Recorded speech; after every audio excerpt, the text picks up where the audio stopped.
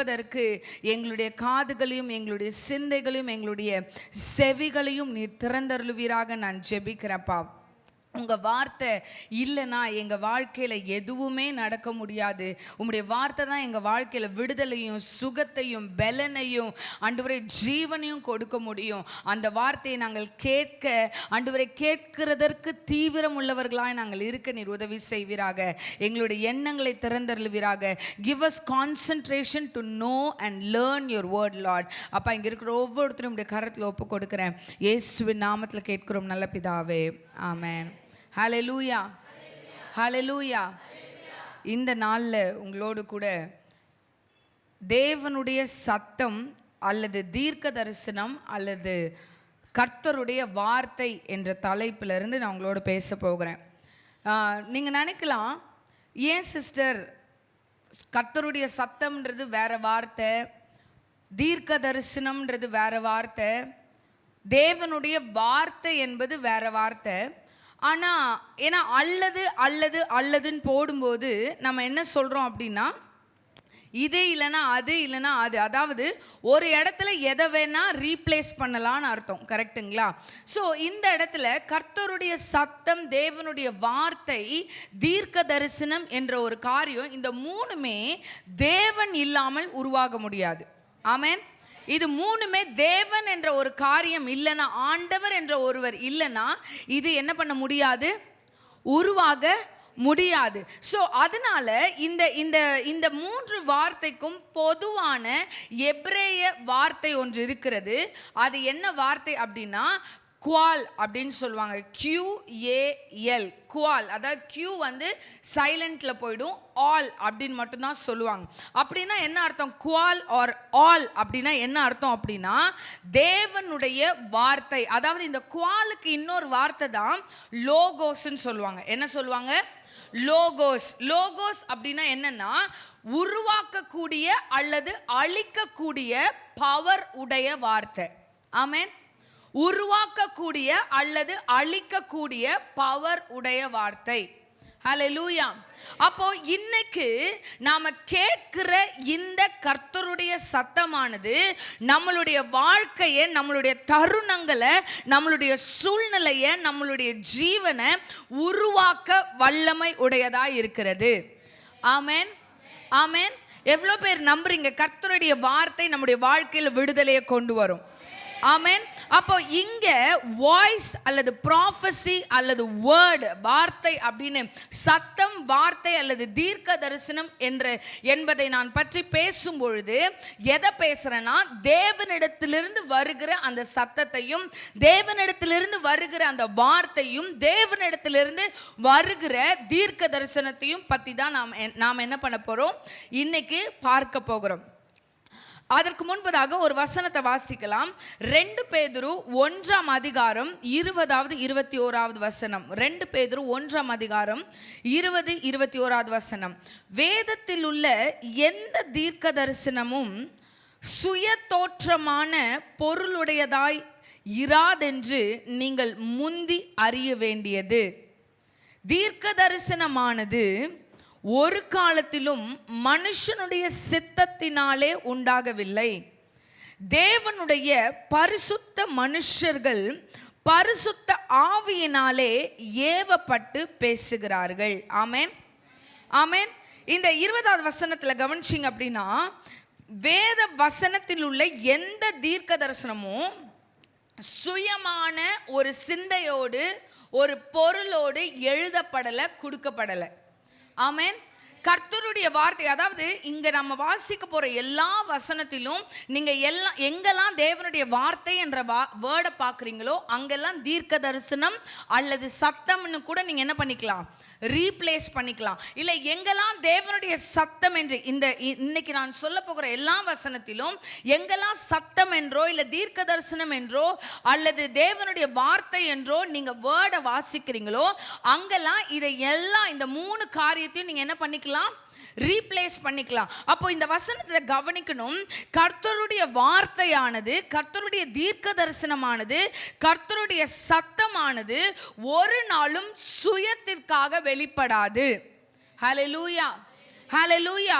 அப்ப எதுக்காக, எப்படி வெளிப்படுகிறது என்றால், தேவனுடைய பரிசுத்த மனுஷர்கள் பரிசுத்த ஆவியினாலே ஏவப்பட்டு பேசுகிறார்கள். ஆமென். அதனாலதான் நம்ம ஒரு வசனத்தை வாசிக்கிறோம் பைபிள்ல, பேசுகிறது நீங்கள் அல்ல, தேவனுடைய ஆவியானவர்கள். அப்ப யோசிச்சு பாருங்க, கர்த்தருடைய சத்தம் இதை தான் பேச வேண்டும், இந்த தீர்க்க தரிசனத்தை தான் சபைக்கு பேச வேண்டும், அல்லது இந்த வார்த்தையை தான் பேச வேண்டும் என்று இன்ஸ்பயர் பண்றது யாருன்னா பரிசுத்த ஆவியானவர். ஆமென். இன்னைக்கு இந்த வார்த்தை உங்கள் காதுகளில் விழ வேண்டும் என்பது தேவனுடைய சித்தம். ஆமென். ஏன்னா இந்த வசனம் சொல்லுது, பரிசுத்த ஆவியினாலே ஏவப்பட்டு பேசுகிறார்கள். ஆமென். சோ வசனங்கள் உங்களுக்கு போதிக்கப்படும் போது, ஏதோ எந்த வசனத்தை படிக்கிறதுன்னு தெரியல, இல்ல எந்த வசனத்தை தியானிக்கிறது என்று தெரியல, ஏதோ ஒரு வசனத்தை புல்பிட்டுக்கு கொண்டு போவோம் என்ற எண்ணத்துல வசனங்கள் இங்க இருந்து போதிக்கப்படுகிறது அல்ல. அது தேவனுடைய பரிசுத்த ஆவியானவர் என் காதுகள் கேட்க, நான் கேட்க வேண்டும் என்பதற்காக அவர் எனக்காக ஊழியக்காரர்களுடைய இருதயத்தில் போடுகிறார். ஹல்லேலூயா, ஹல்லேலூயா. அந்த வசனம் கவனிங்க, இத அந்த வசனம் ஊழியக்காரர்களுடைய இருதயத்துல விழுகிறது எனக்காக. ஆமென்.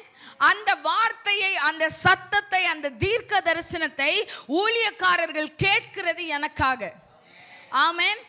அதுதான் அடிக்கடி பாஸ்டர் ஜோஷுவா சொல்லுவாங்க, ஊழியக்காரன் என்பது, ஊழியக்காரி என்பது, அல்லது தீர்க்கதரிசி என்பது யார் அப்படின்னா ஒரு கிளீனான பிளேட்டாம்.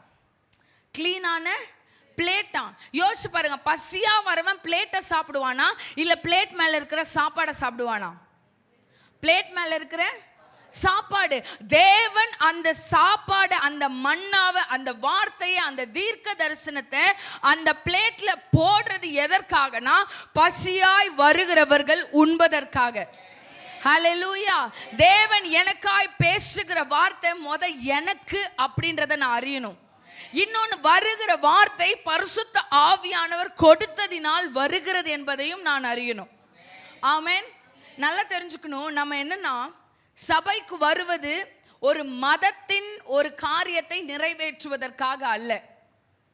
நான் ஞாயிற்றுக்கிழமையான இப்போ வெள்ளிக்கிழமையான இங்க போயிடணும், செவ்வாய்க்கிழமையான அங்க போயிடணும்னு மதத்தினருக்கு தான் ஒரு கட்டுப்பாடு, ஒரு என்ன சொல்றது, ஒரு ரூல். இங்க ரூலின் அடிப்படையில, கட்டுப்பாட்டின் அடிப்படையில நாம் சபைக்கு வருவது அல்ல. ஆமென். நான் வருவது என்னோடு கூட உறவு வைத்திருக்கிற என் தகப்பனை ஆராதிப்பதற்காக. ஆமென். நான் வர வேண்டும் என்ற எந்த கட்டாயமும் இல்லை. ஆனா நான் வருவதின் மூலியமாய் தேவனுடைய வார்த்தையை கேட்டு என் வாழ்க்கை விடுதலை ஆகும். ஹல்லேலூயா, ஹல்லேலூயா.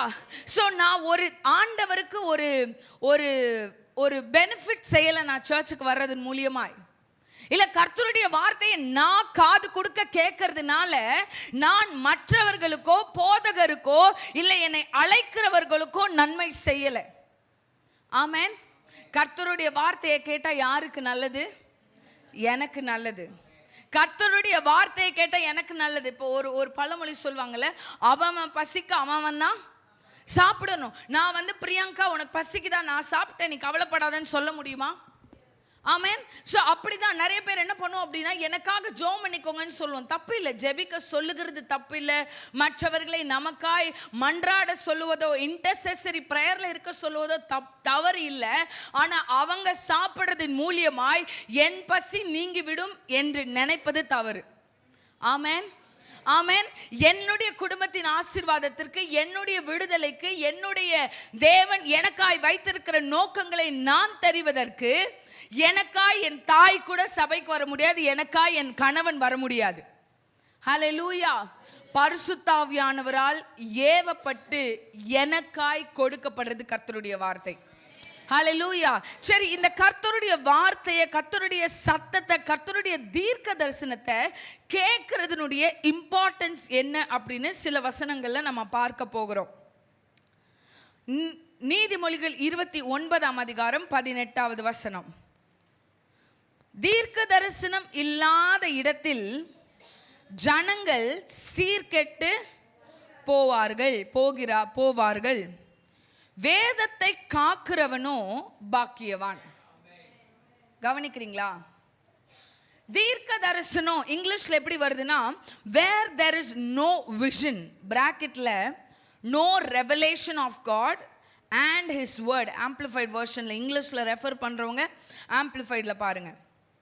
தேவனுடைய தரிசனமும் தேவனுடைய வெளிப்பாடும் அவருடைய வார்த்தையும் இல்லாதவர்கள் சீர்கெட்டு போவார்களாம்.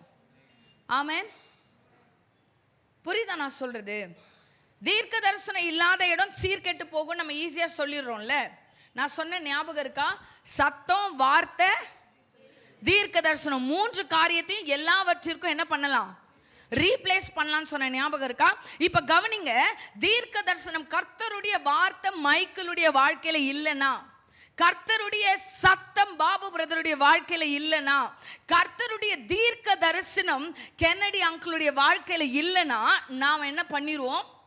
சீர்கெட்டு போயிடுவோம். அதுதான் அன்ரெஸ்ட்ரெயின்டு. அண்ட் இன்னொன்று, இந்த சீர்கெட்டு போறதுன்னா என்னது?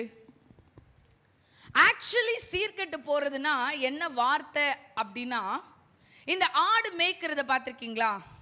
கும்பல ஆடு கிராமத்தில் பார்த்தீங்கன்னா எல்லா ஆடும் ஒன்றா போய்கிட்டே இருக்கும். அப்படி ஒன்றா போய்கிட்டே இருக்கும்போது ஒரு ஆடு மட்டும் என்ன பண்ணும்? அந்த சீரை விட்டு தள்ளி போகிறது, ஒரு ஆர்டர்ல போகாம தள்ளி போறது தான் சீர்கெட்டு போறது. என்னது? ஒரு ஆர்டர்ல போகாம தள்ளி போறது தான் சீர்கெட்டு போறது. இன்னைக்கு ஏன் அநேக வாலிப பிள்ளைகளோ பெரியவர்களோ அவர்களுடைய வாழ்க்கையில ஒரு தேவன் நமக்காய் நியமித்த அந்த ஆர்டர்ல இல்லாம நம்மளுடைய சில டெசிஷன்ஸ் ஏன் ஆர்டர்ல இருந்து தள்ளி போகுதுன்னா, காரணம் என்னன்னா, கர்த்தருடைய வார்த்தை, கர்த்தருடைய தீர்க்க தரிசனம், கர்த்தருடைய சத்தம் நம்ம காதுகளில் இல்லாததினால. ஆமென், ஆமென். புரியுதா நான் சொல்றது? அப்ப தீர்க்க தரிசனம் இல்லாத இடத்துல ஜனங்கள் சீர்கெட்டு போவார்கள்னா, என் வாழ்க்கையில ஏதோ ஒன்று ஆர்டர் லெஸ்ஸா நடக்கும்போது, என் வாழ்க்கையில ஏதோ ஒன்று தவறி வேற வழியில போகும்போது, என் வாழ்க்கையில ஏதோ ஒரு காரியம் மாறி போகும்போது, அது எதை காட்டுகிறது என்றால், நாம் அவருடைய சத்தத்தில் இருந்து, அவருடைய வார்த்தையில் இருந்து, அவருடைய தீர்க்க தரிசனத்தில் இருந்து விலகுகிறோம் என்பதை காட்டுகிறது. ஹல்லேலூயா, ஹல்லேலூயா, ஹல்லேலூயா. ஆனா நாம் என்ன நினைச்சுக்கிறோம்னா, ஆண்டவர் என்ன விட்டு தள்ளி போயிட்டாரு, ஆண்டவர் என்ன பார்க்கல, ஆண்டவர் என்ன கவனிக்கல. ஆக்சுவலி சத்தத்தை கேட்கலனா அந்த ஆர்டர்ல இருந்து தள்ளி போறது நான். ஆமென்.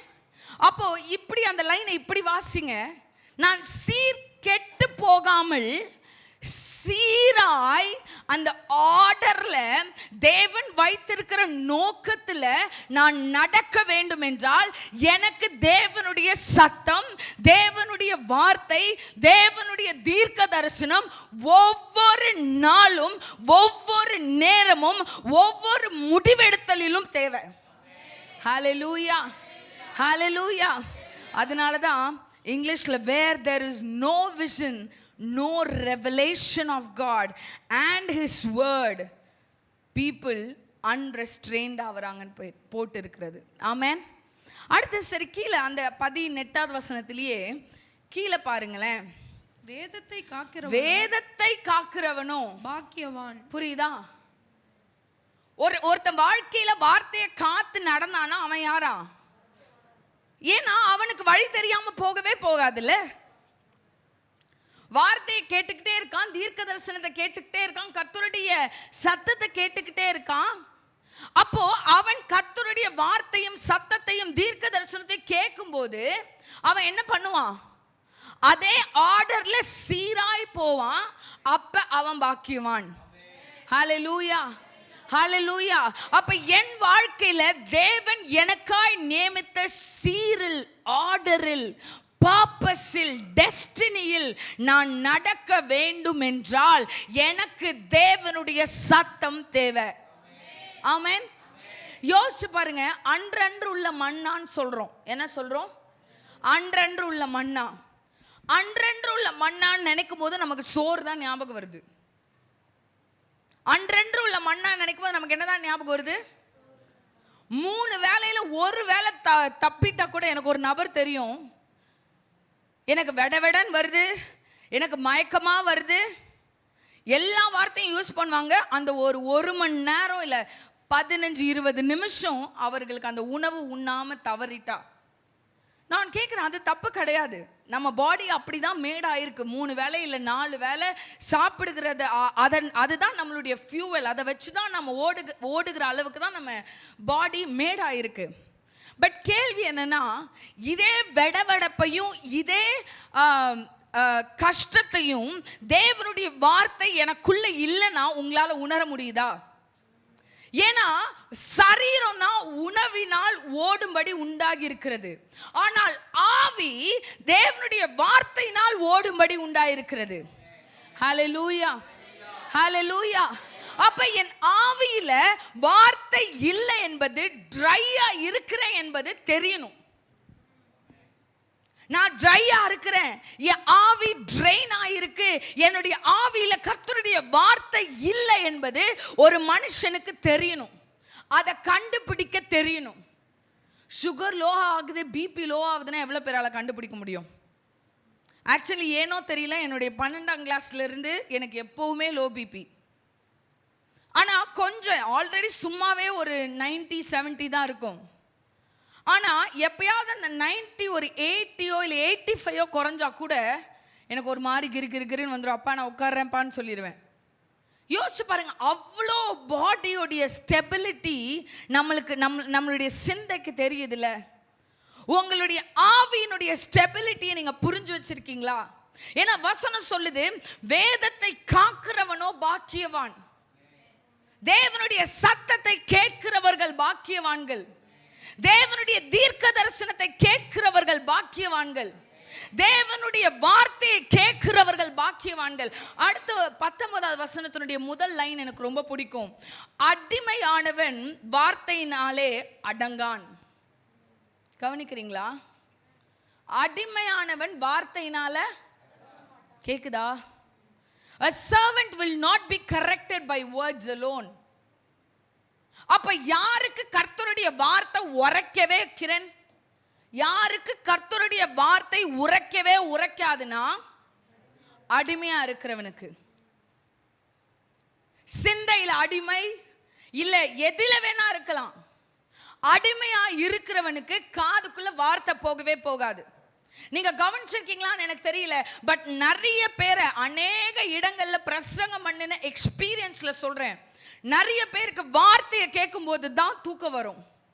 பிசாசு அதை அலோவ் பண்ணவே விட மாட்டான். எல்லாம் பண்ணுவாங்க, எல்லாம் செய்வாங்க, எல்லாத்தையும் செய்வாங்க, ஆனா வார்த்தையை கேட்கும் போது தூக்கம் வரும். ஏன்னா சத்தியம் தான் என்ன விடுதலை ஆக்கும். அப்ப விடுதலை ஆக்குற சத்தியத்தை பிசாசு என்ன பண்ண விட மாட்டான், கேட்க விட மாட்டான். விடுதலை ஆக்குற சத்தியம் எனக்குள்ள வந்துச்சுன்னா நான் விடுதலை ஆகி தேவனுடைய வாழ்க்கையில் நடந்துருவேனே, வார்த்தையில் நடந்துருவேனேன்னு பிசாசு ஸ்டாப் பண்றது எதை? வசனம் என் காதுக்குள்ள போறது. ஹல்லேலூயா, ஹல்லேலூயா. இந்த வசனம் சொல்லுது, அடிமையானவன் வார்த்தைகளினாலே அடங்கான். இல்லை, இதை இன்னொரு முறையாக சொல்லணும் அப்படின்னா, உலகத்திற்கு தன்னை ஒப்பு கொடுத்திருக்கிறவன் வார்த்தையினால் அடங்கான். அப்ப வார்த்தையினால் அடங்கலன்னா அவன் வாழ்க்கை எப்படி இருக்கும்? புரியுதா? அப்ப என்னை சீராய் வைத்துக் கொள்வது, அந்த மந்தையிலேயே தேவனுடைய மந்தையிலேயே, தேவனுடைய சித்தத்திலே, தேவனுடைய நோக்கத்திலே, தேவனுடைய பர்பஸ்லயே என்னை வச்சுக்கிறது எது? கர்த்தருடைய வார்த்தை. நான் சொல்லவா, என்னை பொறுத்தவரையும் ஒரு நல்ல வார்த்தையை கேட்பதற்கு நான் எவ்வளோ பிரைஸ் வேணா கொடுப்பேன். நீங்க நம்ப மாட்டீங்க, there are conferences, அதாவது சில கான்ஃபரன்சஸ் நானும் பாஸ்டர் அட்டன் பண்ணியிருக்கிறோம். ஒரு கான்ஃபரன்ஸ்க்கு ஒரு ஆளுக்கு 8,000 ரூபாய் 10,000 ரூபாய் பே பண்ணியெல்லாம் கான்ஃபரன்ஸ் அட்டன் பண்ணியிருக்கோம். ஏன் தெரியுமா? யாரால அதை பே பண்ணி அட்டன் பண்ண முடியும் தெரியுமா? அங்கிருந்து வர வார்த்தை தான் என் வாழ்க்கைக்கான ஃபியூவல், என் வாழ்க்கைக்கான இன்வெஸ்ட்மெண்ட். யாருக்கு தருதோ அவனால தான் அதை பே பண்ணி வாங்க முடியும். ஆமென். நான் சொல்றேன், நீங்க எதுக்கு பே பண்ண ரெடியா இல்லையோ அதை வேல்யூ பண்ணலன்னு அர்த்தம். இப்ப நான் உங்களை பார்த்து ஒரு கேள்வி கேட்கிறேன். இன்னைக்கு டீசல் விலை, பெட்ரோல் விலை எவ்வளோ? 103 ரூபாவோ என்னமோ நினைக்கிறேன் பெட்ரோல் விலை. டீசல் விலை 93 இருக்கலாம், தெரியல. ஸ்ரீலங்கால டீசல் விலை 400 சொச்ச ரூபாய் 1 லிட்டர். ஆனா அது இல்லைன்னா வாழ்க்கை ஓடாதுன்னு 400 ரூபாய் ஆனாலும் வாங்க தானே செய்யறாங்க. ஆமாவா இல்லையா? என்னுடைய பாயிண்ட் வார்த்தையை கேட்க காசு கொடுக்கணும்ன்றது இல்லை, அப்படி கேட்காதீங்க, அதை நான் சொல்லலை. ஆனா என்னுடைய பாயிண்ட் என்னன்னா, அதை நான் மதித்தால் எப்பேற்பட்ட விலைக்கரையும் செலுத்த நான் ரெடியா இருப்பேன். ஹல்லேலூயா, ஹல்லேலூயா. சும்மா கேட்கிறேன், எவ்வளவு பேர் வானகரத்துக்கு சர்ச் மாறுச்சுன்னா வர ரெடியா இருப்பீங்க? ஆமென். 4, 5, 6, 7, 8, 9, 10, 12. ஏன்னா நம்ம எப்பவுமே எனக்கு அடுத்த தெருவில் சர்ச் வேணும், நம்மளுக்கு எப்பவுமே அடுத்த வீட்டில் சர்ச் வேணும், கவனிங்க, பக்கத்து வீட்டில் சர்ச் வேணும். கவனிங்க, கர்த்தருடைய காலேஜ் மட்டும் தூரம் போவோன்னு சொல்றாங்க. கர்த்தருடைய வார்த்தைக்கு விலைக்கிரயம் செலுத்த நான் ரெடி ஆயிட்டேன்னா அதை நான் வேல்யூ பண்றேன்னு அர்த்தம். ஆமென். அதை நான் வேல்யூ பண்றேன்னா என்ன அர்த்தம்னா, அதனாலதான் என் வாழ்க்கை ஓடுதுன்னு நான் ரெக்கக்னைஸ் பண்றேன்னு அர்த்தம். ஆமென். பக்கத்துல இருக்கவங்களை பார்த்து கேளுங்க, வார்த்தைனால தான் உங்க வாழ்க்கை ஓடுதுன்னு ரெக்கக்னைஸ் பண்றீங்களா? வார்த்தைனால தான் உங்க வாழ்க்கை ஓடுது, உங்க பிசினஸ் ஓடுதுன்னு ரெக்கக்னைஸ் பண்றீங்களா? கேட்கவே இல்லை, அப்புறம் எங்க அவங்க பதில் சொல்ல போறாங்க? ஆமென், ஆமென். அப்போ உலகத்திற்கு அடிமையானவர்கள் வார்த்தைகளுக்கு அடங்க மாட்டார்கள். ஆமென். ஆனா கர்த்தருடைய வார்த்தைக்கு, வெளிப்பாட்டுக்கு, தீர்க்க தரிசனத்துக்கு, சத்தத்திற்கு செவி கொடுக்கிறவர்கள் சீர்கெட்டு போகவே மாட்டார்கள். வேதத்தை காக்கிறவர்களோ பாக்கியவான். ஆமென். அப்ப ஏன் எனக்கு சத்தம் வேணும், ஏன் எனக்கு வார்த்தை வேணும், ஏன் எனக்கு தீர்க்க தரிசனம் வேணும்னா, என் வாழ்க்கையில ஒரு டைரக்ஷன் வேணும், ஒரு வழி வேணும், ஒரு கைடன்ஸ் வேணும். அதனால எனக்கு கர்த்தருடைய வார்த்தை, சத்தம், தீர்க்க தரிசனம் வேணும். ஹல்லேலூயா. ஆமோஸ் 3ஆம் அதிகாரம் 7வது வசனம். 7வது வசனம். கர்த்தராகிய ஆண்டவர் தீர்க்கதரிசிகளாகிய தம்முடைய ஊழியக்காரருக்கு தமது ரகசியத்தை வெளிப்படுத்தாமல் ஒரு காரியத்தையும் செய்யார். சரி, அதுக்கு முன்னாடி ஊழியக்காரன்ற வார்த்தைக்கு கரெக்டான டிரான்ஸ்லேஷன் யாராவது சொல்லுங்க பார்ப்போம். யாராவது பாஸ்டர்னு சொன்னீங்க உதப்பேன். ஏன்னா நம்ம ஆளுங்களுக்கு தமிழ் தெரியாதுன்னு சொல்லுவோம், ஆனால் அண்ணே ஒரு கப்பு டீ கொடுங்கன்னு தான் கேட்போம், தேநீர்னு கேட்க மாட்டோம். நம்மளுக்கு அவ்வளோ தமிழ் தெரியும், சாரி இங்கிலீஷ் தெரியும். ஊழியக்காரன் என்ற வார்த்தைக்கு தமிழ்ல என்ன? வேலைக்காரன். வேலைக்காரன்னு போட்டு பார்த்தீங்கன்னா இங்க இருக்கிற எல்லாரும் தேவனுக்காய் வேலை செய்யும்படி அழைக்கப்பட்டவர்கள். ஆமென், ஆமென். இப்ப அந்த வசனத்தை கர்த்தராகிய ஆண்டவர் தீர்க்கதரிசிகளாகிய தம்முடைய வேலைக்காரருக்கு, அதாவது எனக்கு, தமது ரகசியத்தை வெளிப்படுத்தாமல் ஒரு காரியத்தையும் செய்ய மாட்டார். ஆமென். 2வது பாயிண்ட், ஏன் நான் சத்தத்தை, வார்த்தையை, தீர்க்க தரிசனத்தை கேட்கணும் அப்படின்னா, என் வாழ்க்கையில என்ன ஆண்டவர் வில் வச்சிருக்காரு, என்ன நோக்கம் வச்சிருக்காரு அப்படின்றத நான் தெரிஞ்சுக்கிறதற்கு கர்த்தருடைய வார்த்தையை கேட்கணும். ஆமென். எவ்வளோ பேருக்கு நீங்கள் ரோட்டில் எங்கேயோ போய்கிட்டே இருக்கீங்க, டக்குன்னு உங்கள் ஜிபி, உங்கள் ஃபோனில் தெரியாத இடத்துக்கு போகிறீங்க, மொத நியூ ஏரியாவுக்கு போகிறீங்க, டக்குன்னு உங்கள் ஃபோனில் இன்டர்நெட் ஆஃப் ஆகிடுச்சு, ஜிபிஎஸ் ஒர்க் ஆகலை. எப்படி இருக்கும்? எப்படி இருக்கும்? அது ராத்திரி 11:30 மணி 12 மணின்னு வச்சுக்கோங்க, ரோட்டில் வழி கேட்க கூட ஆள் இல்லை. எப்படி இருக்கும்? பதைக்கும், முன்னாடியும் போக முடியாது, பின்னாடியும் போக முடியாது. கரெக்டா? இங்கே வசனம் சொல்லுது, கர்த்தருடைய தீர்க்கதரிசிகளுக்கு, அவருடைய வேலைக்காரருக்கு அவர் ஒரு காரியமும் சொல்லாம செய்யறது இல்லையா. அப்ப ஏன் எனக்கு தீர்க்க தரிசனம் கேட்கணும் தெரியுமா? எனக்கு ஏன் வார்த்தை கேட்கணும் தெரியுமா? எனக்கு ஏன் கர்த்தருடைய சத்தம் கேட்கணும் தெரியுமா? ஏன்னா நான் அடுத்து என்ன பண்ணணும்ன்ற டைரக்ஷனை, அவருடைய சித்தத்தை நான் தெரிஞ்சு கொள்றதுக்கு கர்த்தருடைய வார்த்தை எனக்கு தேவை. ஆமென். ஏன்னா ஜிபிஎஸ் இல்லைன்னா எங்கேயும் போக முடியாது. ரைட்டு திரும்பணுமா, லெஃப்ட் திரும்பணுமா, நேரா போகணுமா, யூ டர்ன் எடுக்கணுமா, ரவுண்ட் அபவுட்ல சுத்தணுமா, ஒன்றும் தெரியாது.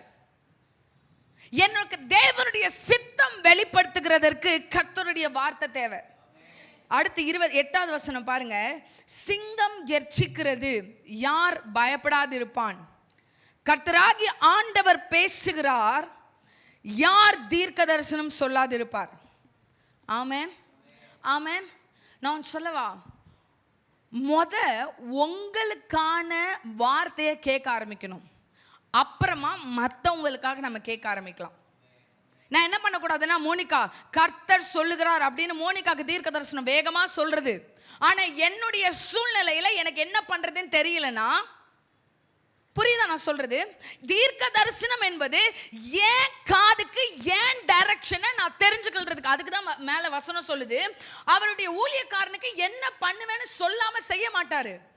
அப்ப அடுத்து என் வாழ்க்கையில் என்ன நடக்க போகுதுன்னு தெரிஞ்சு கொள்றதுக்கு எனக்காக நான் தேவனுடைய சத்தத்தை கேட்க வேண்டும். ஹல்லேலூயா, ஹல்லேலூயா. புரியுதா தீர்க்க தரிசனம் எதுக்குன்னு? புரியுதா கர்த்தருடைய வார்த்தை எதுக்குன்னு? புரியுதா தேவனுடைய சத்தம் எதுக்குன்னு? ஏன்னா மைக்கில் அடுத்து என்ன பண்ணணும்னு தெரிஞ்சுக்கிறதுக்கு கர்த்தருடைய வார்த்தையை கேட்கணும். ஆமென், ஆமென். ஜெனிஃபர் டொனால்ட் அடுத்து என்ன பண்ணணும்னு தெரிஞ்சுக்கிறதுக்கு கர்த்தருடைய வார்த்தை தேவை. ஆமென், ஆமென். என் வாழ்க்கையில அடுத்து நான் என்ன பண்ணணும், தேவனுடைய சித்தம் என்னன்னு எனக்கு ரிவீல் ஆகணும். வசனம் சொல்லுது, அவருடைய வேலைக்காரர்களுக்கு அவர் ஒன்னையும் செய்யாம சொல்லாம செய்ய மாட்டாராம். அப்படின்னா என்னன்னா, இந்த பூமியில ஒரு ஆக்ஷன் பண்றதுக்கு அவர் எப்பவுமே ஒரு பார்ட்னரை தேடுறாரு. கவனிக்கிறீங்களா? ரூபனோட வாழ்க்கையில, சாமோட வாழ்க்கையில, அம்மாவோட வாழ்க்கையில ஒரு வேலை செய்யணும்னா நீ பார்ட்னர்ஷிப் பண்ணணும்னு அவர் எதிர்பார்க்கிறார். ஆனா நம்ம என்ன பண்றோம்னா, அவர் சொல்றதை கேட்க ரெடியாவே இல்லை. அவர் சொல்றதை கேட்க நம்ம ரெடியாவே இல்லை. அவர் சொல்றதை கேட்க நாம ரெடியா இல்லாதப்ப ஏதாவது ஒரு காரியம் நடந்துச்சுன்னா நம்ம ஆண்டவரை ப்ளேம் பண்ணுவோம். ஆண்டவரை ஏன் நடந்தது? ஆனா நல்லா தெரிஞ்சுக்கோங்க, தேவனுடைய பிள்ளைகளாய் அவருடைய சத்தத்தை கேட்கிறவர்களாய் இருந்தீங்கன்னா தேவன் உங்களுக்கு சொல்லாம ஒரு காரியமும் செய்ய மாட்டார். சரி, இப்படி கேட்கிறேன், சொல்லாம ஒரு காரியம் உங்க குடும்பத்துல நடந்துருச்சு அப்படின்னா என்ன அர்த்தம்? நான் கேட்கலன்னு அர்த்தம். நான் கேட்கல. ஆனா இன்னைக்கு நம்ம நிறைய நேரம் என்ன பண்றோம் தெரியுமா? நான் கேட்கறத விட்டுட்டு அவரை ப்ளேம் பண்றோம். நீங்க ஏன் சொல்லல, நீங்க ஏன் சொல்லல? உங்க குடும்பத்துல எப்படின்னு தெரியல, எங்க குடும்பத்துல அடிக்கடி அது நடக்கும். பாஸ்டர் சொல்றதை நான் ஒழுங்கா காதுல வாங்கியிருக்க மாட்டேன். நான் வேற ஏதாவது வேலையில எனக்கு இந்த மல்டி டாஸ்கிங் வரவே வராது. ஒரு வேலை செஞ்சா அதை தான் செய்வேன், அடுத்த வேலையை செஞ்சா அதை தான் செய்வேன். இந்த வேலையை பண்ணிக்கிட்டே அந்த வேலையும் யோசிக்க, அந்த வேலையை பண்ணிக்கிட்டே இந்த வேலையை, அதை என்னால் முடியவே முடியாது. ஒரு கால் அட்டன் பண்ணிட்டு இன்னொரு வேலையை கூட செய்ய முடியாது. பாஸ்டர் நிறைய நேரம் ஏதாவது ஒன்று சொல்லியிருப்பாங்க, நானும் சரின்னு சொல்லியிருப்பேன். ஆனால் என்னுடைய சிந்தை எந்த வானமண்டலத்தில் இருந்துச்சுன்னு எனக்கு தெரியாது. அடுத்து அதை நான் பண்ணிட்டேன்னா, அதை செஞ்சுட்டேன்னா அவர் கேட்கும்போது நான் என்ன பண்ணிடுவேன்னா, ரொம்ப உஷாராக நீங்கள் சொல்லவே இல்லைன்னு சண்டை போட ஆரம்பிச்சிருவேன். என்ன பண்ண ஆரம்பிச்சிருவேன்? நீங்கள் சொல்லவே இல்லை, சொல்லிட்டேன்னு நீங்கள் நினச்சிக்கிட்டீங்கன்னு சொல்லிடுவேன். உங்களை பற்றி எனக்கு தெரியாது, நான் என்னை பற்றி பேசுகிறேன். சொல்லிட்டீங்கன்னு நீங்கள் நினச்சிக்கிட்டீங்க, நீங்கள் சொல்லவே இல்லை. அப்புறம் பாஸ்டர் என்னை ஞாபகப்படுத்துறதுக்கு என்ன பண்ணுவார்னா, நான் கிச்சன் வந்தேனா, இந்த அவன் மேலே இந்த பிளேட்டை வச்சேனா, நீ கூட கத்தி கொடுத்தியா, ஆமாம் இதெல்லாம் செஞ்சீங்கப்பா, நான் சொல்லலை. இன்னைக்கு நாமளும் ஆண்டவர் அப்படி தான் ப்ளேம் பண்ணுறோம். ஆனால் வசனம் சொல்லுது, அவர் சொல்லாமல் செய்யறதில்லை.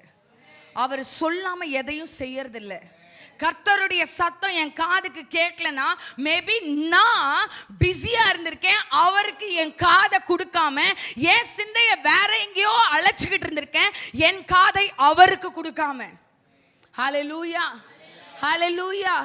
சொல்லுங்க பக்கத்துல இருக்கவங்கள பார்த்து, கர்த்தருடைய சத்தத்தை ஏன் கேட்கணும்னா, கர்த்தருடைய வார்த்தையை ஏன் கேட்கணும்னா, உங்க வாழ்க்கையில இருக்க பிளான் என்ன, உங்க வாழ்க்கையில இருக்க சித்தம் என்ன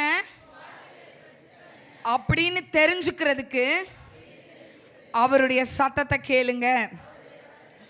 1 கொரிந்தியர் 14:3 வாசிக்கிறேன்.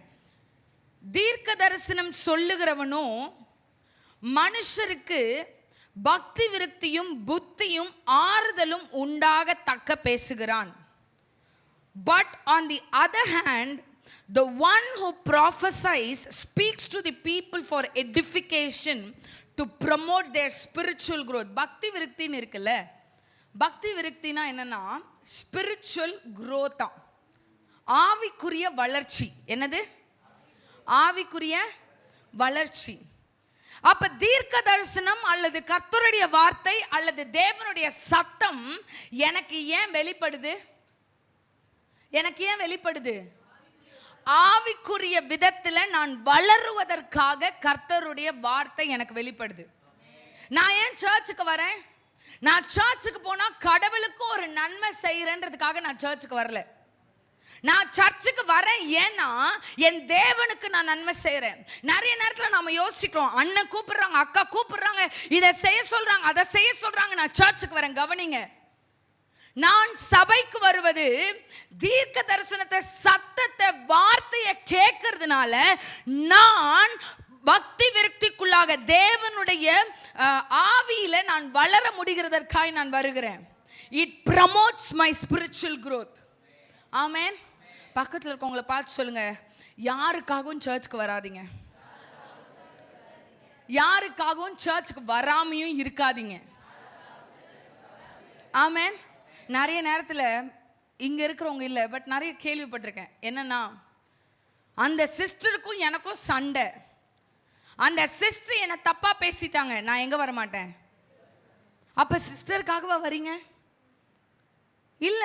நாளைக்கு நான் கேட்கிறேன், பூஜாவும் தங்கச்சியும் உட்கார்ந்துருக்காங்க, பூஜா கூட தங்கச்சிக்கு சண்டை, நீ தானே பூஜா சர்ச்சுக்கு கூட்டு போன, ஆனா இன்னைக்கு உன் கூடயே எனக்கு சண்டை, நான் ஏன் சர்ச்சுக்கு வரணும்? அது இம்மெச்சூரிட்டி, அது வளராத தன்மை. நான் யாருக்காகவும் சர்ச்சுக்கு போல, யாருக்காகவும் சர்ச்சுக்கு போறதை நிறுத்த மாட்டேன். ஆமென். ஏன்னா கர்த்தருடைய வார்த்தை, கர்த்தருடைய தீர்க்க தரிசனம், தேவனுடைய சத்தம் என்னை ஸ்பிரிச்சுவலா வளர செய்கிறது, என்னை ஆவிக்குரிய வாழ்க்கையில வளர செய்கிறது. அது மட்டும் இல்ல, புத்தியை தருது. ஆமென். புத்தியை தருது. இங்கிலீஷ்ல ஆம்பிளிஃபைட்ல எப்படி வருதுன்னா, டு அப்ஹோல்ட், டு அட்வைஸ். ஆண்டவருடைய அட்வைஸ் எனக்கு வேணும்னா கர்த்தருடைய சத்தத்தை கேட்டுக்கோங்க. ஆமென். நான் சொல்லவா, உங்க கணவனுடைய அட்வைஸோ, உங்க மனைவியினுடைய அட்வைஸோ, உங்களை நல்லா படிக்க வச்ச பிள்ளைகளுடைய அட்வைஸோ, இல்லைன்னா உங்களுடைய ஹெச்ஆரோ, யாரோ, உங்க சொந்தக்காரங்க, அண்ணி, அத்தை, அக்கா, யாருடைய அட்வைஸும் என்னை வளர்க்காது. அந்த புத்தி இருக்குல்ல, புத்தி, wisdom, advice, it comes from the word of God. தேவனுடைய வார்த்தையில் இருந்து மட்டும்தான் வரும். வசனம் சொல்லுது, தீர்க்க தரிசனம் சொல்லுகிறவனால, அதாவது கர்த்தருடைய வசனத்தையோ அல்லது கர்த்தருடைய சத்தத்தையோ பேசுகிறவனால நமக்கு என்ன உண்டாகுதுன்னா, எனக்குள்ள தேவனுடைய அட்வைஸ் வெளிப்படுகிறது. ஆமென். எவ்வளவு பேருக்கு உங்க ஃப்ரெண்டோட அட்வைஸ் முக்கியம், ஆண்டவருடைய அட்வைஸ் முக்கியம்? ஆமென். ஏன்னா அவரு பேர் என்ன தெரியுமா? Alpha and omega. உங்க ஃப்ரெண்டு உங்களை கண்ணு முன்னாடி இருக்க குழிய வேணா, டே குழி இருக்குடா தள்ளிப்போன்னு சொல்லுவான். ஆனா உங்க ஃப்ரெண்டுக்கு 4 அடிக்கு அடுத்து குழி வருதுன்னு தெரியாது. ஆனா அவரு அல்பாவும் ஒமேகாவும், ஆதியும் அந்தமும். அடுத்து என்ன, அடுத்து என்ன, அடுத்த ஸ்டெப் உங்க வாழ்க்கையில எப்படி இருக்குன்னு கூட தேவனுடைய சத்தத்தினால் அட்வைஸ் கொடுக்க முடியும். ஆமென். எனக்கு கர்த்தருடைய வார்த்தை தேவை. அடுத்து பக்தி விருத்தியும் புத்தியும். அடுத்து என்ன இருக்கு? ஆறுதலும். ஹல்லேலூயா, ஹல்லேலூயா. ஆறுதலுக்கு இங்கிலீஷ்ல he comforts them. he comforts them. நான் சொல்றேன், கர்த்தர் எத்தனை பேர் வீட்டில இருந்து கிளம்பி வரும்போது பயங்கர மன உடைச்சலோடு உள்ள வந்தீங்க, ஆனா கர்த்தருடைய வார்த்தை உங்களுக்கு வெளிப்படும் போது உங்களுக்கு ஒரு கம்ஃபர்ட்டை ஃபீல் பண்ணிருக்கீங்களா? ஆண்டவர் என்ன தேற்றினார்னு ஃபீல் பண்ணிருக்கீங்களா? ஒரு ஆறுதலை ஃபீல் பண்ணிருக்கீங்களா? கர்த்தருடைய சத்தத்தை கேட்டா மட்டும்தான் அந்த ஆறுதல் பர்மனெண்டா இருக்கும். நான் சொல்றேன், நிறைய நேரத்தில் நம்ம ஃப்ரெண்ட்ஸோ இல்லை நம்ம அம்மாவோ அப்பாவோ சொல்லுவாங்க, கவலைப்படாத நான் இருக்கேன்னு. ஆனால் அங்கே நார்மல் ஆகிட்டு மறுபடியும் ரூம்குள்ளே போய் அழுக ஆரம்பிச்சிருவோம், மறுபடியும் ரூம்குள்ளே போய் கஷ்டப்பட ஆரம்பிச்சிருவோம், மறுபடியும் கொஞ்ச நேரத்தில் அந்த கஷ்டத்தினுடைய காரியம் நம்மளை தாக்க ஆரம்பிச்சிரும். ஒன்றும் இல்லை, சர்ச்சில் இன்னைக்கு காலையில் இப்போ கொஞ்ச நேரத்துக்கு முன்னாடி வர்ஷிப் டீம் வர்ஷிப் பண்ணிட்டு இருக்கும்போது என் ஃபோனில் ஒரு மெசேஜ் வருது. ஒரு பெரிய பிஸ்னஸ் உமன் அவங்க மெசேஜ் அனுப்புகிறாங்க, எனக்கு சூசைடல் தாட்ஸாக இருக்குது, நான் என்ன பண்ணுறதுன்னு தெரியல. அவ்வளோ டிப்ரெஷனில் நான் ஒரு பெரிய டப்பா ஐஸ்கிரீமை, கிட்டத்தட்ட 1 லிட்டர் ஐஸ்கிரீமை சாப்பிட்டு முடிச்சிருக்கேன், எனக்கு என்ன பண்ணுறதுன்னு தெரியல, ஐ எம் டிப்ரெஸ்ட். நான் சொல்லவா, அந்த டிப்ரெஷனுக்கு என்ன பண்ணாலும், நிறைய நேரத்தில் டிப்ரெஷனுக்கு இதை பண்ணலாம் அதை பண்ணலாம், விளையாடலாம், அங்கே போகலாம் இங்கே செய்யலாம், அதை பண்ணலாம் நினைக்கிறோம்ல. நான் சொல்கிறேன், டிப்ரெஷனுக்கு, மன வருத்தத்துக்கு, வேதனைக்கு ஆறுதல் தேவனுடைய வார்த்தையும் தேவனுடைய சத்தமும் தீர்க்க தரிசனமும் மாத்திரமே கொடுக்க முடியும். Your depressions cannot be solved by anything else. நான் சொல்லவா, ஆன்டி டிப்ரெஷன் பில்ஸ் கூட மொமெண்ட்ரி தான். It only works on your body for 6 hours to 8 hours. That's it. நாளைக்கு ஆன்டி டிப்ரெசன்ட் எடுக்கலன்னா டிப்ரெசிவ் தான். ஆனா நான் சொல்றேன், கர்த்தருடைய வார்த்தை, தேவனுடைய சத்தம், தேவனுடைய தீர்க்க தரிசனம் எனக்குள்ளாய் ஆறுதலை கொண்டு வரும். ஹல்லேலூயா, ஹல்லேலூயா. சோ மூன்றாவதாக, நான் என்கரேஜ் ஆகிறதற்கு, நான் பக்தி விருத்தி உண்டாகிறதற்கு, நான் புத்தியில தெளிவடைவதற்கு, என் வாழ்க்கை பெட்டர் ஆகிறதற்கு எனக்கு தேவனுடைய சத்தம், வார்த்தை, தீர்க்க தரிசனம் தேவை. அடுத்தது எரேமியா 23ஆம் அதிகாரம் 22வது வசனத்தை வாசிக்கிறேன். அவர்கள் என் ஆலோசனையிலே நிலைத்திருந்தார்களாயில், அப்பொழுது அவர்கள் என் வார்த்தைகளை ஜனங்களுக்கு தெரிவித்து அவர்களை தங்கள் பொல்லாத வழிகளையும் தங்கள் செய்கைகளின் பொல்லாப்பையும் விட்டு திரும்புவார்கள். ஆமென். தேவனுடைய ஆலோசனைன்னு வருதுல்ல, அங்க என்ன வார்த்தைகளை நீங்க போடணும்? தேவனுடைய வார்த்தை, தேவனுடைய சத்தம், அவருடைய தீர்க்க தரிசனம். இப்ப இப்படி வாசிங்க, அவருடைய சத்தம், வார்த்தை, தீர்க்க தரிசனம் இருந்தா பொல்லாத வழிகளை விட்டு தாங்கள் செய்கிற பொல்லாப்பையும் விட்டு திரும்புவார்கள். ஆமென், ஆமென்.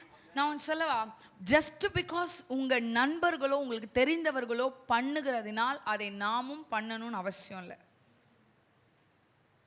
அவங்க செய்றாங்க சிஸ்டர், அவங்க ஏன் பண்ணாங்க சிஸ்டர், அதை அவங்க மட்டும் பண்ணலாமா, நான் பண்ணக்கூடாதா? உங்களுக்குள்ள வார்த்தை இருந்தா அவன் செய்யற பொல்லாப்ப நாம செய்ய மாட்டோம். மேபி அவங்க உங்களுக்கு பின்னாடி காசிப் பண்ணியிருக்கலாம், உங்களுக்கு பின்னாடி போய் புரணி பேசியிருக்கலாம், உங்களுக்கு பின்னாடி போய் என்ன சொல்றது, உங்களை மூஞ்சிக்கு முன்னாடி நல்லவர்களை போல இருந்து பின்னாடி என்ன குழி வேணா தோண்டி இருக்கலாம். ஆனா அந்த பொல்லாப்பை வசனம் கேட்கிறவர்கள் செய்யணும்னு அவசியம் இல்லை. ஆமென். எனக்கும் அவனுக்கும் அப்ப என்ன வித்தியாசம்? ஆமென். நான் சொல்லவா, எப்பவுமே நான் ஸ்பிரிச்சுவல்னு யோசிச்சிங்கன்னா, அதாவது நீங்க ஸ்பிரிச்சுவல்னு யோசிச்சிங்கன்னா மற்றவன் செய்யறத செய்யாம இருக்கணும்னு யோசிக்கணும். ஸ்பிரிச்சுவாலிட்டி, ஆவிக்குரிய வாழ்க்கை என்பது, நான் ஜெபிக்கும் போது 100 வசனத்தை சொல்லுகிறது என் ஸ்பிரிச்சுவாலிட்டி கிடையாது. நான் ஜெபிக்கும் போது மற்றவர்களை விட வார்த்தையில் வல்லமையாய் பேசுவது ஸ்பிரிச்சுவாலிட்டி, ஆவிக்குரிய தன்மை கிடையாது. எல்லாருக்கும் முன்னாடி நான் தான் சர்ச்சில் அல்லேலூயா சொல்லுவேன். எல்லாருக்கும் முன்னாடி வேகமா பைபிளை புரட்டி நான் தான் வாசிப்பேன். நான் தான் ஆவிக்குரியவன். ஜெபிங்கன்னு சொன்னா நான் தான் சத்தமா ஜெபிப்பேன். எதுவுமே ஆவிக்குரிய வாழ்க்கையை காட்டாது சகோதரியே. அது எதை காட்டுதுன்னா நீங்க தைரியம் உள்ள ஒரு நபர்னு காட்டுது, அவ்வளவுதான். மற்றவங்க எல்லாம் பைபிளை வாசிக்க யோசிக்கும் போது உங்களுக்கு மட்டும் ஒரு நல்ல சத்தம் வேகமா உங்களால வாசிக்க முடியுதுன்றது ஆவிக்குரியதை காட்டல. எதை காட்டுது? தைரியத்தை காட்டுது. ஆனா ஆவிக்குரிய வாழ்க்கை என்பது என்ன தெரியுமா? அவன் எனக்கு பொல்லாங்க செஞ்சிருப்பான், ஆனா நான் செய்ய மாட்டேன். அவன் என்ன தீங்கு பேசியிருப்பான், நான் அவனுக்கு தீங்கு பேச மாட்டேன். அவன் எனக்கு கெடுதல் நினைப்பான், ஆனா நான் கெடுதல் நினைக்க மாட்டேன். அவன் என்னை பற்றி புறம் பேசுவான், ஆனா நான் அவனை பத்தி புறம் பேச மாட்டேன். ஹல்லேலூயா. ஆவிக்குரிய வாழ்க்கை என்பது இதுதான் கிறிஸ்துவை பிரதிபலிக்கிறது. ஆமென்.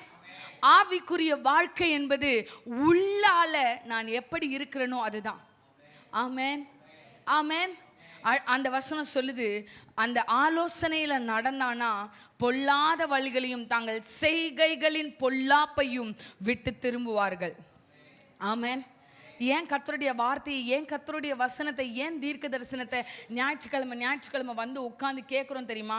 ஏதோ உங்க யாருக்கும் வேலை இல்லைன்றதுனால இல்லை, உங்க எல்லாருக்கும் லீவு கொடுத்துட்டாங்கன்றதுனால இல்லை, உங்க எல்லாருக்கும் போதுமான அளவு காசு இருக்கு, ஞாயிற்றுக்கிழமை வேலைக்கு போவேனா, நான் ஹாலிடே, நான் என்ஜாய் பண்றேன்றதுக்காக இல்லை. நீங்க இங்க வர்றது நான் கிறிஸ்துவை பிரதிபலிக்கிற ஒரு கிறிஸ்தவனாய் பொல்லாப்பை விட்டு விலகி நான் ஒரு ஸ்பிரிச்சுவலான மெச்சோர்டான கிறிஸ்துவை போல வாழுகிற வாழ்க்கைக்காக தான் நான் தேவனுடைய சத்தத்தையும் வார்த்தையையும் தீர்க்க தரிசனத்தையும் கேட்க வருகிறேன். ஹல்லேலூயா, ஹல்லேலூயா. பக்கத்தில் இருக்கவங்களை பார்த்து சொல்லுங்க, நீங்க வர்றது உங்களுக்காக. நீங்க வர்றது உங்களுக்காக. நீங்க வர்றதுனால பாஸ்டருக்கோ சர்ச்சுக்கோ எதையும் சேர்த்து தரல. நீங்க உங்களுக்கு தான் ஆசீர்வாதங்களை சேர்த்து கொள்ளுகிறீர்கள். ஏசாயா 42 அதிகாரம் 9வது வசனம். பூர்வ காலத்தில் தெரிவிக்கப்பட்டவைகள் இதோ நிறைவேறலாயின, புதியவைகளை நானே அறிவிக்கிறேன், அவைகள் தோன்றுவதற்கு முன்னே அவைகளை உங்களுக்கு சொல்லுகிறேன். ஆமென். கவனிக்கிறீங்களா? பூர்வ காலத்துல ஒரு காரியத்தை நான் தெரியப்படுத்தினேன், அது நிறைவேறிடுச்சு. பூர்வ காலத்துல நான் ஒரு காரியத்தை தெரியப்படுத்தினேன், அது நிறைவேறிடுச்சு. புதியவைகளை இப்ப நான் அறிவிக்கிறேன், அவைகள் அந்த புதிய காரியம் தோன்றதுக்கு முன்னாடியே அவைகளை உங்களுக்கு சொல்லுகிறேன். கவனிக்கிறீங்களா? பூர்வ காலத்துல சொன்னது நடந்துருச்சுன்னா இப்ப உங்களுக்கு சொல்றத நீங்க கேட்டீங்கன்னா அது நடக்குமா நடக்காதா? ஆமென். கர்த்தருடைய சத்தம் எனக்கு ஏன் வேணும்? கர்த்தருடைய வார்த்தை எனக்கு ஏன் வேணும்? கர்த்தருடைய தீர்க்க தரிசனம் எனக்கு ஏன் வேணும்? ஏன்னா அவர் அன்னைக்கு சொல்லி அன்னைக்கு நடந்ததுன்னா, இன்னைக்கு சொல்றத நான் கேட்டேனா நாளைக்கு அது என் வாழ்க்கையில நடக்கும். ஹல்லேலூயா, ஹல்லேலூயா. நான் கர்த்தருடைய சபைக்கு, நான் தேவனுடைய வார்த்தையை கேட்கிறது, அவருடைய சத்தத்திற்கு நேரம் செலவழிக்கிறது, அவருடைய தீர்க்க தரிசனத்துக்கு என் காதுகளை கொடுக்கிறது எதுக்குன்னா, அவர் அன்னைக்கு சொன்னது நடந்துச்சுன்னா இன்னைக்கு அது நடக்க ஆரம்பிக்கிறதுக்கு முன்பதாகவே, அது தோன்றுவதற்கு முன்பதாகவே அவர் எனக்கு அறிவிக்க ரெடியா இருக்காரு. அவர் எனக்கு அறிவிக்க ரெடியா இருக்காரு. ஞாபகம் இருக்கா? ஒரு வசனம் வாசிச்சோம், அவருடைய ஊழியக்காரர்களுக்கு, பிள்ளைகளுக்கு, வேலைக்காரர்களுக்கு சொல்லாம செய்யறதில்ல. ஹல்லேலூயா.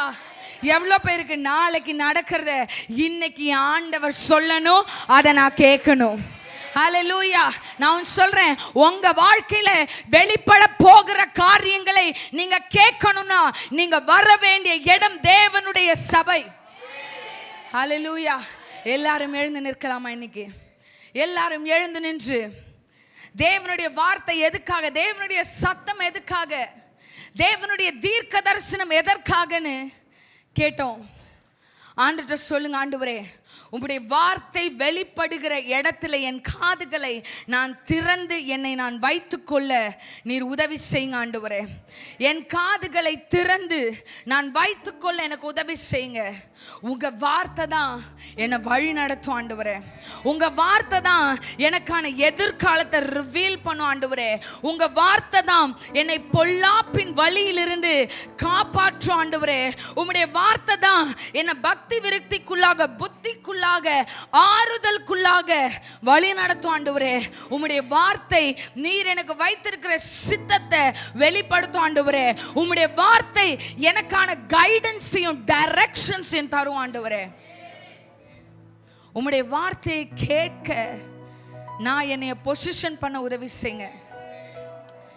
எது என் வாழ்க்கையில தடையாய் வந்தாலும் சரி, எது என் வாழ்க்கையில தடைகளாய் வந்தாலும் சரி, ஞாயிற்றுக்கிழமை காலையில தான் பிரச்சனை வரும், ஞாயிற்றுக்கிழமை காலையில தான் மிஸ் அண்டர்ஸ்டாண்டிங்ஸ் வரும், ஞாயிற்றுக்கிழமை காலையில தான் டயர்டா இருக்கும், ஞாயிற்றுக்கிழமை காலையில தான் வேற ஒரு வேலையை செய்தால் அந்த வேலை முடிஞ்சிருமே ஞாபகம் வரும்.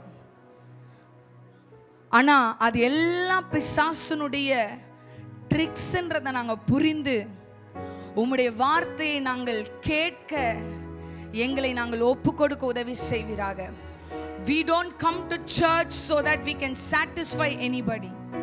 நாங்கள் சபைக்கு வருவது இன்னொருத்தரை சாட்டிஸ்ஃபை பண்ணுகிறதற்காக அல்ல ஆண்டவரே. நாங்கள் சபைக்கு வருகிறது இன்னொரு ரீசனுக்காக இல்லை. We don't come to church for any other reason. We come to church because we want to hear your word, your voice and the prophecy that you are speaking to us. உம்முடைய வார்த்தையின் முக்கியத்துவத்தை நீர் எங்களுக்கு காண்பிப்பீராக, காட்டுவீராக ஆண்டவரே. நீர் வந்தால் சூழ்நிலை மாறுமே, முடியாததும் சாத்தியமாகுமே. நீர் வந்தால் சூழ்நிலை மாறுமே, முடியாததும் சாத்தியமாகுமே. நிறைவே நீர் வாருமே, நிறைவே நீர் வேண்டுமே, நிறைவே நீர் போதுமே. ஆவியானவரே நிறைவே நீர் வாருமே, நிறைவே நீர் வேண்டுமே, நிறைவே நீர் போதுமே. ஆவியானவரே நீர் வந்தால் சூழ்நிலை மாறுமே, முடியாததும் சாத்தியமாகுமே. நீர் வந்தால் சூழ்நிலை மாறுமே, முடியாததும் சாத்தியமாகுமே. நிறைவே நீர் வாருமே, நிறைவே நீர் வேண்டுமே, நிறைவே நீர் போதுமே. ஆவியானவரே கடைசியா நிறைவே நீர் வாருமே, நிறைவே நீர் வேண்டுமே, நிறைவே நீர் போதுமே. ஆவியானவரே ஆண்டவரே, இந்த காலை வேளை எங்களுடைய ஆசை எல்லாம் எங்களோடு இடைப்படுவீராக, எங்களோட பேசுவீராக, எங்களோட நீர் இடைப்படுவீராக. ஆண்டவரே, உம்முடைய வார்த்தை ஒன்றுதான் எங்களுக்கு பலன் உண்டாக முடியும். உம்முடைய வார்த்தை ஒன்றுதான் எங்களுக்கு ஆண்டவரே காரியங்களை மாற்ற முடியும். தகப்பனே, நீர் எங்களோட வார்த்தையோட பேசுவீராக ஜெபிக்கிறேன். I pray this morning, இந்த வாரத்தில் ஆண்டவரே பிள்ளைகளோட நீர் இடைப்படுவீராக. தீர்க்கமாய் உம்முடைய சத்தம் வெளிப்படுவதாக நான் ஜெபிக்கிறேன். கர்த்தருடைய வழிகாட்டுதல் உண்டாவதாக ஜெபிக்கிறேன் தகப்பனே. எந்தெந்த பிள்ளைகள் கர்த்தருடைய கரத்துக்காக காத்து கொண்டு இருக்கிறார்களோ தேவனுடைய வார்த்தை கடந்து வரும்படி நான் ஜெபிக்கிறேன். எங்களுக்கு ஒன்று தெரியும், வார்த்தை வராம செயல் வராது. எப்பொழுது வார்த்தை வெளிப்படுகிறது அப்பொழுது செயல் வெளிப்படும். நீர் எங்களோட பேசி செயல்படுவீராக ஜெபிக்கிறேன். வாரத்தில் கர்த்தருடைய நன்மைகள் வெளிப்படட்டும், கர்த்தருடைய பாதுகாப்பு வெளிப்படட்டும், பிள்ளைகளுடைய வாழ்க்கையில் தேவனுடைய ஆசீர்வாதங்கள் வெளிப்படட்டும். ஒரு நன்மையும் குறைபடாதபடி போக்கிலும் வரத்திலும் பாதுகாத்து தேவனுடைய மகிமை வெளிப்பட்டு அவர்கள் சுற்றி இருக்கிறவர்கள் தேவனுடைய கரத்தை அவர்கள் வாழ்க்கையில் பார்க்கும்படி நான் ஆசீர்வதிக்கிறேன். நாம மட்டும் மகிமைப்படட்டும். ஆசீர்வதிங்க. இயேசுவின் நாமத்தில் ஜெபிக்கிறேன் நல்ல பிதாவே. என் ஆத்துமாவே கர்த்தரை ஸ்துதி, என் முழு உள்ளமே அவர் பரிசுநாமத்தை ஸ்துதி. என் ஆத்துமாவே கர்த்தரை ஸ்துதி, அவர் செய்த சகல உபகாரம் மறவாதே. ஆமென். கர்த்தராகிய